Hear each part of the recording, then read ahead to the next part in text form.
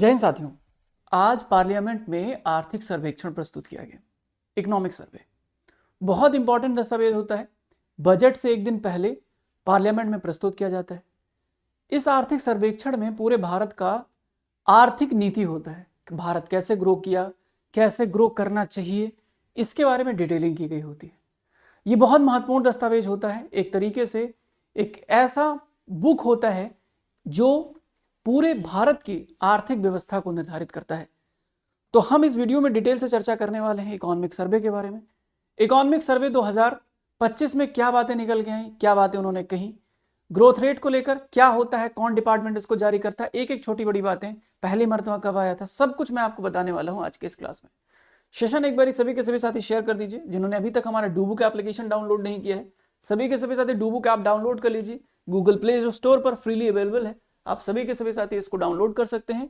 यहां पर आपको सभी इंपॉर्टेंट कंटेंट्स फ्रीली अवेलेबल कराए जाते हैं। साथ ही साथ हमारे जो क्लासेस हैं वो यहां पर भी अवेलेबल कराए जाते हैं। चलिए सबसे पहले बेसिक्स की बात कर लेते हैं। आर्थिक सर्वेक्षण इकोनॉमिक सर्वे के बेसिक्स की बात कर लेते हैं। One of the most important document जो भारत की आर्थिक ढांचे की नींव है। ध्यान देंगे, इसको वित्त मंत्रालय यानी मिनिस्ट्री ऑफ फाइनेंस के आर्थिक मामलों के विभाग यानी डिपार्टमेंट ऑफ इकोनॉमिक अफेयर्स के द्वारा तैयार किया जाता है। मुख्य आर्थिक सलाहकार चीफ इकोनॉमिक एडवाइजर कौन है? नागेश्वरन मेरे भाई हैं। अभी हम चर्चा करेंगे प्रॉपरली, एक एक चीज आपको पीपीटी में मिलेगी। हर एक चीज छोटी से छोटी, बड़ी से बड़ी डिटेल आपको पीपीटी में मिल जाएगी। मेरा मकसद ये था कि ऐसी पीपीटी दूं आपको कि आप जिंदगी भर इसको इस्तेमाल कर सके, जब भी जरूरत पड़े तो आपको इसका मिल सके। आप ध्यान देंगे, चीफ इकोनॉमिक एडवाइजर पूछा जाता है कि कौन है वर्तमान समय में? नागेश्वरन मेरे भाई हैं। संघीय वित्त मंत्री यूनियन फाइनेंस मिनिस्टर, इसको संसद के दोनों सदनों में, दोनों सदन, यहां ध्यान देना, कई बार गलती कर देते हैं बच्चे, कह देते हैं कि सिर्फ लोकसभा में, नहीं, लोकसभा में नहीं, both houses of the parliament में इसको प्रस्तुत करते हैं। तो अभी हमारी निर्मला सीतारमण मैम ने इसको प्रस्तुत किया। यह रिपोर्ट पिछले वर्ष में आर्थिक स्थिति यानी economic condition, policy initiatives, economic trend और इकोनॉमिक आउटलुक प्रदान करती है। क्या प्रदान करती है इकोनॉमिक सर्वे? कि भाई हमारी कंडीशन पिछले साल कैसी थी, हमने कौन कौन सी पॉलिसियां ली हुई थी, हमारा जो हमारा ट्रेंड है, इकोनॉमिक ट्रेंड है, कैसे चल रहा है, हमारी आर्थिक जो रुझान है वो कैसे आ रहे हैं, किस सेक्टर में हम अच्छा ग्रोथ कर रहे हैं, किसमें खराब कर रहे हैं, ठीक है, और हमको क्या करना चाहिए। पूरा एक ढांचा, एक चेहरा, एक शीशा है आपका इकोनॉमिक सर्वे, ठीक है।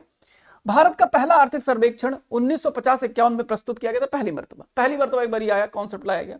उसके बाद 1964 से ये केंद्रीय बजट के साथ प्रस्तुत किया जाने लगा, और इसके बाद ये केंद्रीय बजट से अलग प्रस्तुत किया गया।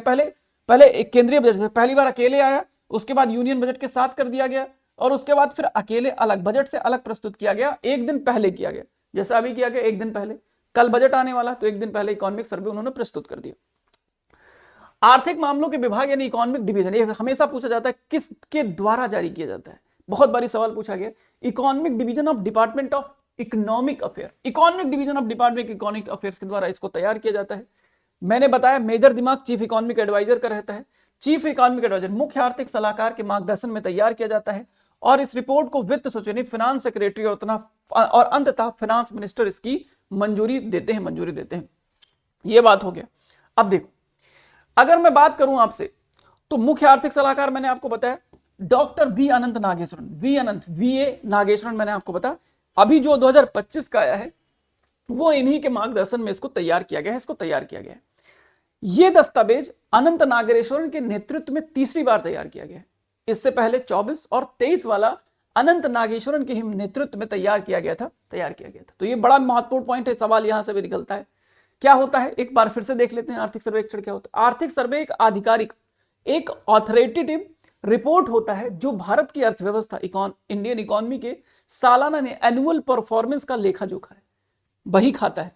बताएगा road map for the policies, नीतियों और सुधारों के लिए मार्गदर्शन बताता है कि भाई सरकार तुम ये कर लो। देखो ध्यान दो, बजट में वो बातें होती है, बजट और सर्वे कैसे अलग है। सर्वे में सुझाव होता है, नागेश्वरन मेरे भाई सुझाव देंगे कि भाई ये चीजें इंप्लीमेंट कर लो।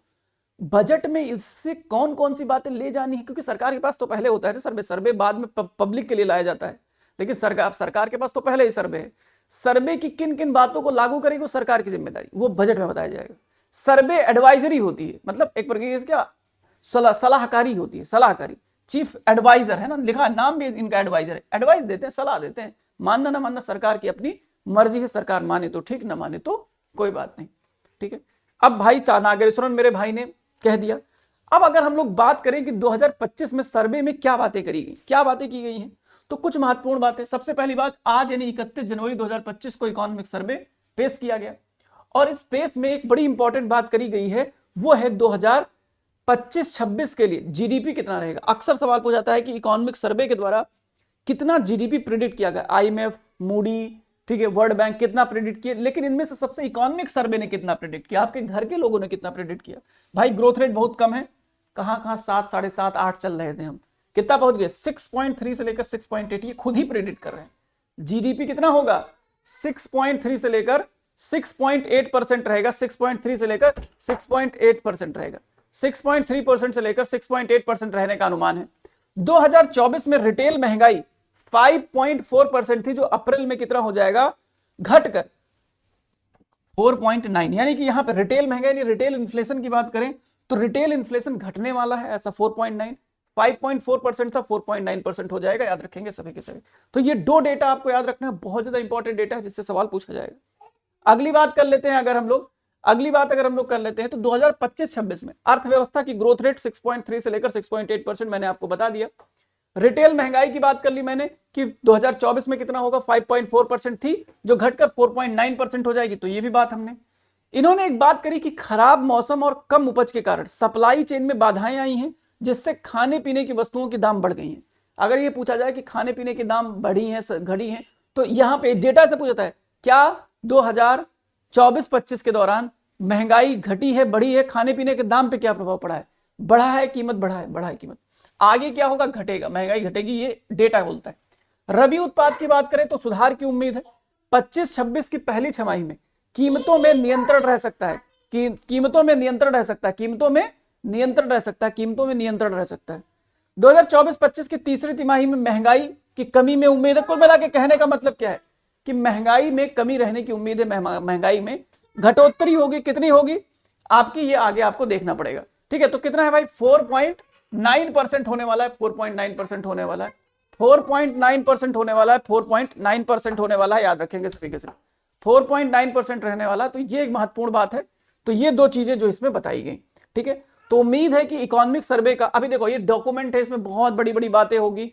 जब बजट में जो चीजें निकल के आएंगी, जो बातें बजट में निकल के आएंगी, वो बातें हमारे लिए कोर होंगी। हम आईएएस की तैयारी तो कर रहे हैं कि हमको मेंस आंसर राइटिंग करना है, तो लिखना है कि क्या होना चाहिए, क्या हुआ वो बजट में। तो कल बजट आने वाला है, तो जब बजट आएगा तो आप लोगों को क्या होगा, पूरी तरीके से बजट की एक एक चीजें मैं आपको बताऊंगा, यहां पर अच्छे तरीके से हम लोग बजट प्रिपेयर करेंगे। और साथ ही साथ बजट से जुड़ी 9 इंटरेस्टिंग दिलचस्प बातें मैं लेके आने वाला हूं, तो आप लोग उसको भी देखिएगा इत्मीनान पूर्वक।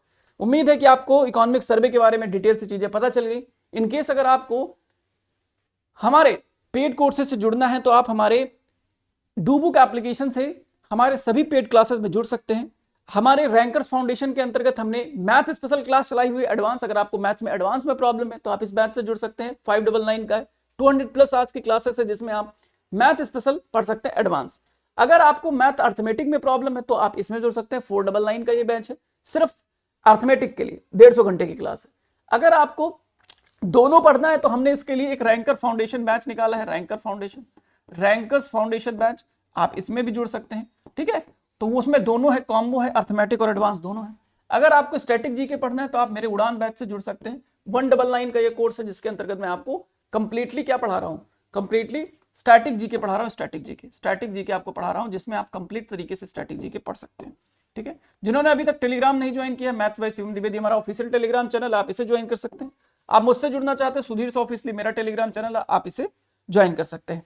जिन साथियों को अगर नंबर चाहिए तो 8004151660 हमारा नंबर है। इनकेस अगर किसी प्रकार की कोई दिक्कत परेशानी है तो आप हमें यहाँ से कनेक्ट कर सकते हैं। मिलते हैं नेक्स्ट वीडियो में। ये वीडियो कैसे लगी नीचे कमेंट सेक्शन में जरूर बताइएगा। Thank you so much for watching. Have a nice day. जय हिंद। अपना ख्याल रखिए। बाय।